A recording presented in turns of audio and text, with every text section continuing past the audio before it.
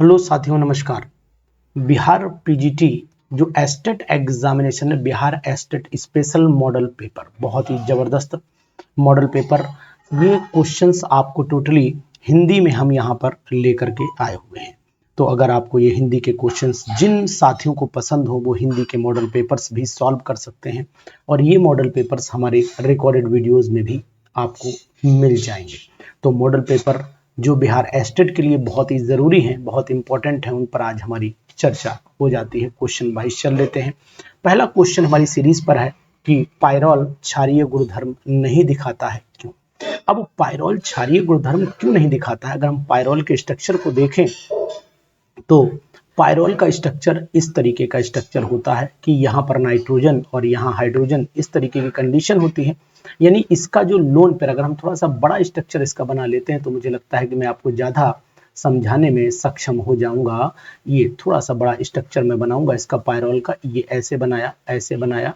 यहाँ पर नाइट्रोजन का जो लोन पेयर है वो आपका इन्वॉल्व हो जा रहा है डिसलोकेशन में, डीलोकलाइजेशन जिसे वर्ड बोलते हैं, डीलोकलाइजेशन में। तो इसका आंसर फिर बी होगा। और बी ऑप्शन में क्या लिखा है कि नाइट्रोजन का एकाकी इलेक्ट्रॉन युग्म कार्बन परमाणु के पी कक्षक इलेक्ट्रॉनों में विस्थापित हो जाता है ना। अच्छा क्वेश्चन, इंपॉर्टेंट क्वेश्चन है साथियों। तो Bihar estate special model paper. Next question आपको बताते हैं कि एन ब्यूटेन के प्रति संरूपण एवं विषम तलीय संरूपण के बीच ऊर्जा का स्तर कितना होता है, डिफरेंस कितना होता है, ये जानने की हमें बहुत जरूरत है। आपको बताएंगे कि अब ये बात कर रहा है कि एन ब्यूटेन का जो स्ट्रक्चर है नॉर्मल ब्यूटेन का प्रति संरूपण। अब नॉर्मल ब्यूटेन की अगर मैं बात करता हूँ, प्रति संरूपण का मतलब हुआ उसका जो अपोजिट होगा, और जो सिमेट्रिकल और मतलब यहाँ कन्फर्मेशन आइसोमेरिज्म की बात करेंगे और यहाँ पर आइसोमेरिज्म की बात करेंगे, तो कन्फर्मेशन आइसोमेरिज्म में एक होगा एंटी, प्रति का मतलब होता है एंटी, और विषम तलीय का मतलब होता है से। ये विषम तलीय संरूपण के बीच में ऊर्जा का जो अंतर है वो लगभग मान के चलते हैं कि एक से कम होता है। एक से कम का मतलब है 1 किलो कैलोरी नहीं होगा। एक से कम में केवल हमारा एक ही आंसर है, 0.9 किलो कैलोरी पर मोल। बहुत ही अच्छा question. Conformation isomerism n butane के मैंने आपको बताए थे कि एन ब्यूटेन का जो कन्फर्मेशन आइसोमेरिज्म है वो ऐसे भी बन सकता है कि यहाँ पर आप एक CH3 ले लें और यहाँ बैक साइड में 2 हाइड्रोजन ले लें, और फिर यहाँ पर एक आप नीचे की तरफ भी आप एक 2 3 और एक यहाँ पर आप ले सकते हैं C2H5, ये ले सकते हैं। इसी तरीके से अब आपको ये स्ट्रक्चर जब बनाना है तो इसमें बनाने में आपको ध्यान रखना पड़ेगा, एक कार्बन बीच में लेना है और एक बाकी आपको हाइड्रोजन बैलेंस करने पड़ेंगे। तो इस तरीके से स्ट्रक्चर बना सकते हो आप। दूसरी तरीका है तीसरा क्वेश्चन की बात करता हूँ। क्वेश्चन बहुत ही इंपॉर्टेंट है। इस रिएक्शन में उत्पाद क्या बनना चाहिए, बहुत ही इंपॉर्टेंट है। यहाँ से आप जब भी देखेंगे तो 0 अल्फा हाइड्रोजन से यहाँ रिमूवल होगा, तो पहले आप जो प्रोडक्ट बनाएंगे वो प्रोडक्ट क्या होना चाहिए उसकी मैं बात करना चाहता हूँ यहाँ से। तो देखो, सबसे पहले जिंक जो है वो रिएक्शन करके 2 मॉलिक्यूल लेगा और ZnBr2 यहाँ से निकाल देगा। तो ओवरऑल जो रिएक्शन होने वाली है वो क्या संभावित है, वो ये संभावित हो जाएगी कि C6H5 C double bond O, और यहाँ पर हम लोग H ले लेते हैं और इसके 2 मॉलिक्यूल का रिएक्शन कराते हैं। तो यहाँ पर हम लोग CH2Br है ना, तो H2 यहाँ पर CH ले लेते हैं। तो इसको हम लिखने का थोड़ा तरीका और पैटर्न बदलेंगे, वो हम यहाँ पर H ले लेते हैं और यहाँ पर भी हम लोग H ले लेते हैं और यहाँ H अंदर भी लिख देते हैं। और आगे आपका C+O C2H5, यहाँ पर भी C+O C2H5, समझ जाएंगे आप। यहाँ से वाटर आप निकाल दीजिए और ABr लगा हुआ है, यहाँ पर भी Br, वो ZnBr2 बन करके निकल जाएगा। तो इसका मतलब एक मॉलिक्यूल मिला। उसके बाद हम इसे हीट कर देंगे तो यहाँ से CO2 निकल जाएगा। तो इसका सिंपल वर्ड में ये कह सकते हैं कि हमारा यहाँ से एक ZnBr2 निकल जाएगा और एक आपका CO2 और C2H5 निकल जाएगा, C2H5OH निकल जाएगा, क्योंकि एक H पॉजिटिव हमने डाला हुआ है यहाँ पर।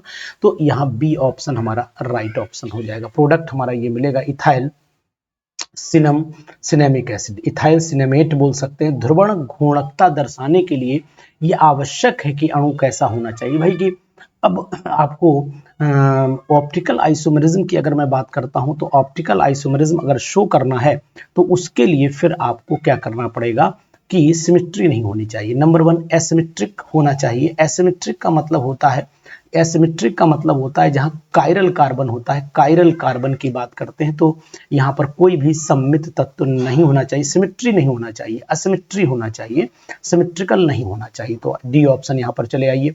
ये रिएक्शन आप पहचान सकते हैं कौन सी रिएक्शन है। देखो यहाँ पर एक कोई भी रिएक्शन नहीं है। अगर इस रिएक्शन को पहचानना है तो आप जानते हैं कि अगर HCN और HCl रिएक्शन करता है तो इस रिएक्शन का नाम है गेटरमैन एल्डिहाइड सिंथेसिस बोली जाती है। तो यहाँ ऑप्शन देख लेते हैं हम लोग, ऑप्शन में हम पहुंचे तब हमें समझ में आएगा कि आखिरकार बिल्कुल सही है। यहाँ पर Gattermann reaction, Gattermann aldehyde synthesis है तो इसको गेटरमैन अभिक्रिया के में ही टिक करेंगे, हालांकि गेटरमैन एल्डिहाइड सिंथेसिस पूरा नाम इसका यहाँ पर आना चाहिए था। खैर, ये रिएक्शन भी बहुत आती है एग्जामिनेशन में, 6th वाली रिएक्शन बहुत आती है। और यहाँ पर प्रोडक्ट क्या बनेगा आपको पता होना चाहिए। ऐसी रिएक्शन में हमेशा एल्काइल ग्रुप ये वाला, ये सिंपल सा बात है, यहाँ पर Na जुड़ जाएगा, अमोनिया निकल जाएगा। तो जब Na जुड़ गया RX है तो NaX फिर निकल जाएगा, तो यहाँ पर R जुड़ जाएगा, प्रोडक्ट का आपका RC ट्रिपल बॉन्ड CH हो जाएगा। बहुत ही सुपर क्वेश्चन। बिहार एस्टेट पर हमारी सुपर सीरीज शुरू हो गई, हिंदी की सीरीज शुरू हो गई है।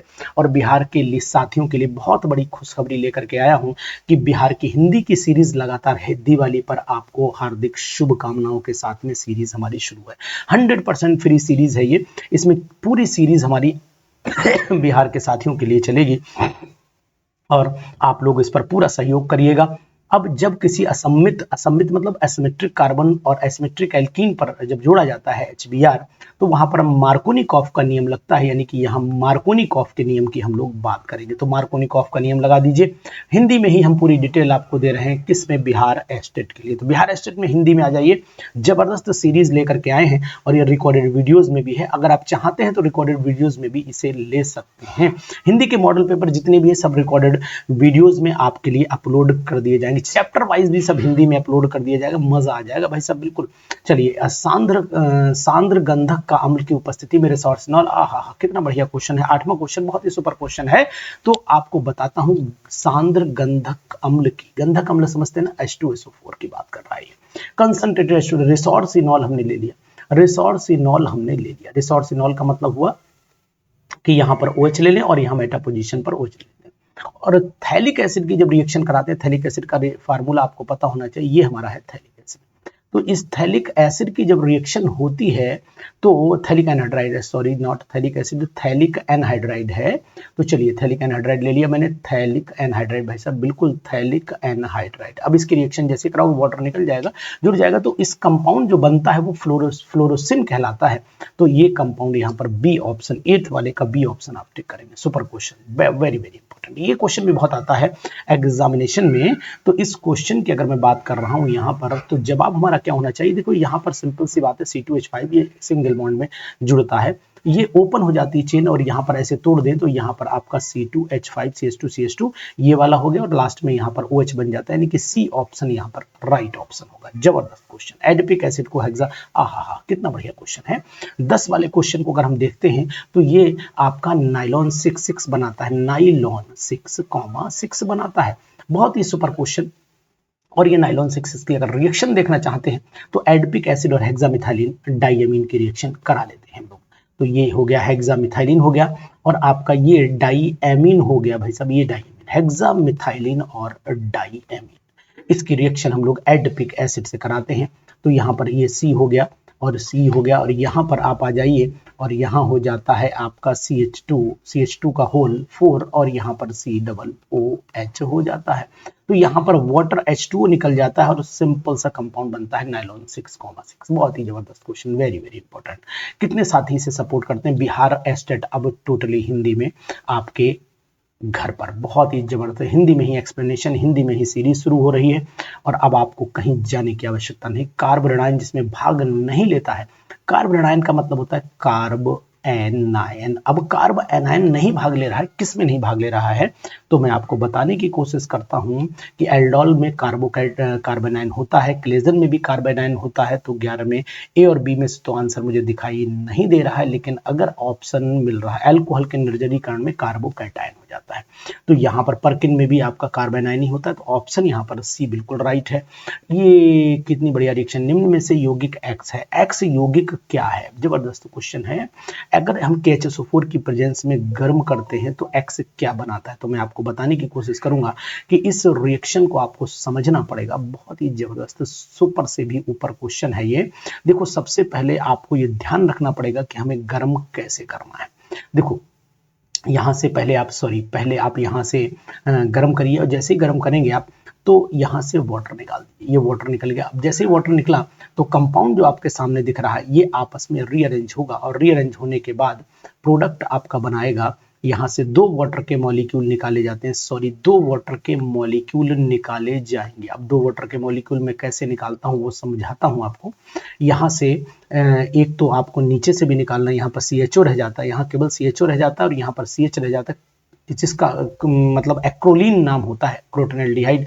क्रोटेनल्डिहाइड एक्रोलीन के नाम से भी जाना जाता है। फिलहाल मैं बताने की कोशिश करूंगा कि यहाँ पर केवल CH2 बचेगा, एक OH ये गया, मतलब एक वाटर का मॉलिक्यूल, यहाँ पर केवल CH, एक OH ये गया, और यहाँ से निकलता है H2। तो ये हो गया आपके 1 2 3 4, 2H2 यहाँ से माइनस हो जाएगा, और प्रोडक्ट आपका CH2 double bond CH single bond CHO, यानी कि बी प्रोडक्ट यहाँ पर राइट प्रोडक्ट है। बहुत ही जबरदस्त। अगर आप दीपावली की शुभकामनाओं के साथ में मैं शुरू करने जा रहा हूँ हिंदी में Bihar estate, full Hindi version आपको मिलेगा यहाँ से। जबरदस्त क्वेश्चन, जबरदस्त सीरीज आपको अवेलेबल होगी। बुचर अभिक्रिया का प्रयोग, बुचर अभिक्रिया का प्रयोग सभी लोग जानते हैं कहाँ होता है। बुचर अभिक्रिया का प्रयोग नेफ्थाइल एमीन के संश्लेषण में होता है। नेफ्थॉल आप जानते हैं ना, ये हो गया आपका नेफ्थलीन हो गया, और नेफ्थलीन में यहाँ पर NH2 लगा देते हैं तो ये नेफ्थाइल एमीन हो जाता है। तो यानी कि डी ऑप्शन यहाँ पर राइट ऑप्शन है। सुपर से भी ऊपर क्वेश्चन, हिंदी में पूरी सीरीज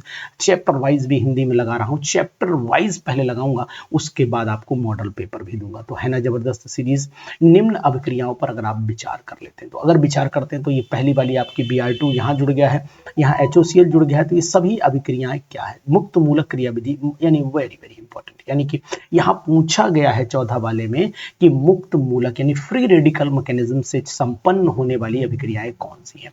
तो फ्री रेडिकल से एक तो पेरोक्साइड वाली संपन्न होती है, और ये एक प्रकाश वाली, यानी कि 3 और 4 वाला ऑप्शन सही, और 3 4 में आपको दिखाई दे रहा होगा कि यहाँ पर ऑप्शन नंबर सी सही है। निम्न कथनों पर आपको विचार करना है कि KOH के साथ बेंजल्डिहाइड कैनिजारो रिएक्शन अभिक्रिया कराता है। बहुत ही सुपर क्वेश्चन, बहुत ही सुपर से भी ऊपर क्वेश्चन, यानी कि ये KOH के साथ बेंजल्डिहाइड कैनिजारो अभिक्रिया कराता है। तो कैनिजारो अभिक्रिया KOH के साथ में बिल्कुल डेफिनेटली NaOH के साथ और KOH दोनों के साथ में होती है।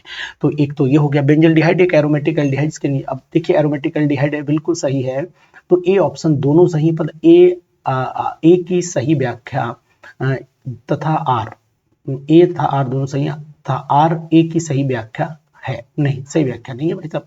तो इसका मतलब है बी, हमें ऑप्शन देखना पड़ेगा, बी ऑप्शन देखना पड़ेगा। बी ऑप्शन कह रहा है ए आर दोनों सही, परंतु ए आर की सही व्याख्या नहीं, बिल्कुल राइट। यानी कि 15 वाले का अगर मैं जवाब देना चाहूंगा तो भाई साहब मैं बी पर टिक करूंगा, सुपर से भी ऊपर। अब आप आइए एरोमा केमिस्ट्री क्लासेस के प्लेटफॉर्म को ज्वाइन कर लीजिए।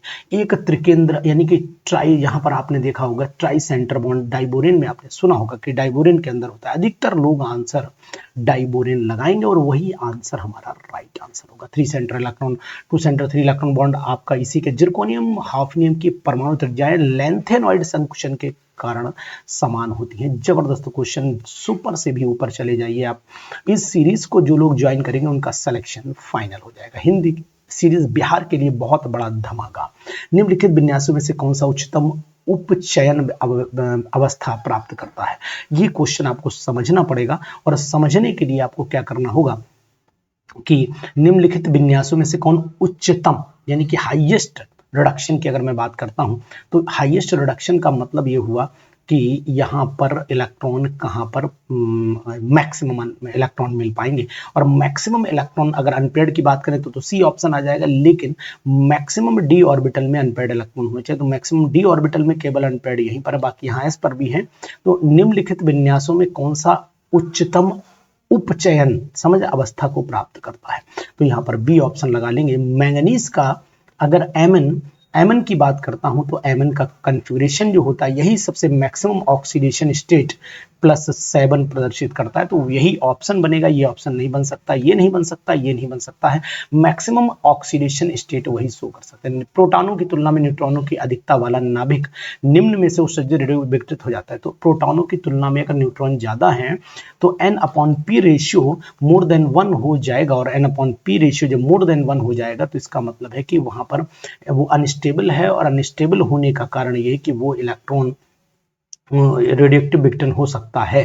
तो प्रोटॉन की तुलना में न्यूट्रॉनों की अधिकता वाला नाभिक निम्न के उत्सर्जन द्वारा, तो भाई यहाँ पर मुझे क्या करना पड़ेगा, अगर यहाँ से एक भी इलेक्ट्रॉन निकल जाता है, न्यूट्रॉन भी अगर निकलेगा तो अगर न्यूट्रॉन निकल गया, मान लीजिए कहीं से न्यूट्रॉन निकलता है, तो ये N/P रेशियो बराबर हो जाएगा और वो स्टेबिलिटी को गेन कर लेगा। तो रेडियो यानी कि न्यूट्रॉन अगर इमिट हो जाता है तो वो स्टेबिलिटी को गेन कर लेगा। कुछ जगह इलेक्ट्रॉन भी दिया हुआ है लेकिन न्यूट्रॉन ऑप्शन यहाँ पर। अमोनिया में 3 बंधी इलेक्ट्रॉन युग्म तथा 1 बंधी इलेक्ट्रॉन युग्म उपस्थित होते हैं। इनकी संरचना कैसी होती है? तो अमोनिया की संरचना सभी जानते हैं कि अमोनिया का अगर स्ट्रक्चर आपको मैं ड्रॉ करके दिखाता हूं तो पिरामिडल स्ट्रक्चर होता है सर।